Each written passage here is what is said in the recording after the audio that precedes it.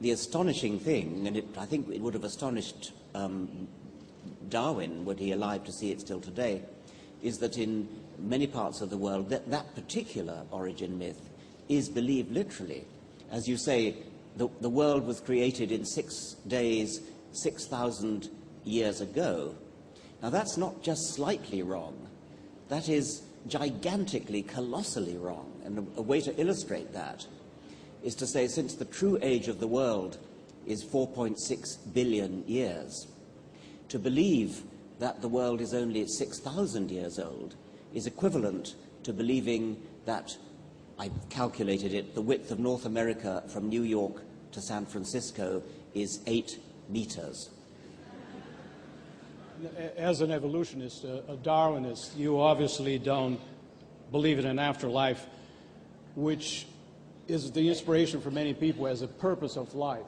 So, in your concept, what is the purpose of life? Is it life itself? Well, one kind of purpose of life, the biologist one, is the one that is the basis of my first book, The Selfish Gene. And on that scientific level, the purpose of life is the propagation of DNA. And there is poetic inspiration in that, but it probably isn't going to be very satisfying to individuals. Individuals make their own purpose in life. Each one of us, to a greater or lesser extent, lives by our purposes. It may be to write a great book, a great symphony. It may be to win a football match. It may be to bring up your children in health and happiness. There are all kinds of purposes that individuals can make, every one of us can make. And we'd better make our own purposes, because this is the only life we're going to get. And so the belief that this is the only life we're going to get sharpens our view of the world. It makes us value life more. It makes us take life seriously, but it also makes us enjoy life to the full, because this is the only life we're going to get. And to lead this life in a less than full fashion, because you think you're going to get another one, is a terrible, terrible waste of the gigantic privilege it is to have a life at all. Because each of us are enormously privileged. If you calculate the odds against each one of us coming into existence, our parents had to meet, not only did they have to meet, they had to have sexual intercourse at a particular time, a particular sperm had to find a particular egg, the same thing had to happen to our grandparents, our great-grandparents, all the way back through the pilgrimage to the origin of life. Not one of us here has any right to expect to exist. We do exist by a fantastic piece of good chance. Don't waste it. It's the only life you're going to get.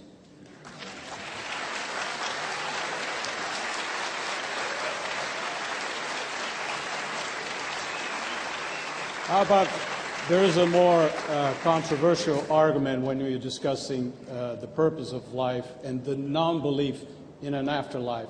It is when people say that if you don't believe in an afterlife and in religious principles, you cannot have moral principles. I know you don't quite accept that. No, well, right. The idea that the only reason we are moral is that we believe in an afterlife, and therefore we are striving to be rewarded with the carrot of heaven or to avoid the stick of hell, which is what, in effect, you've just said.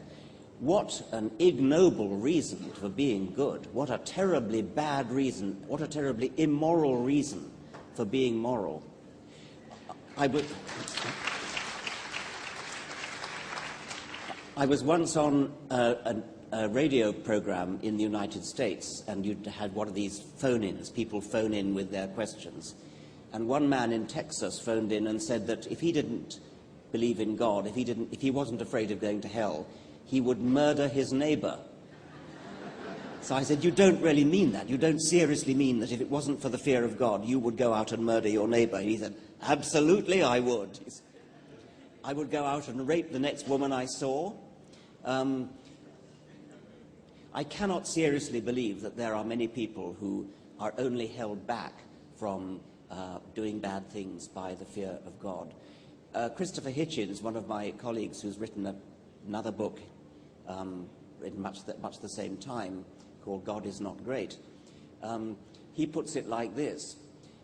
the Bible says, "Thou shalt not kill," in the Ten Commandments.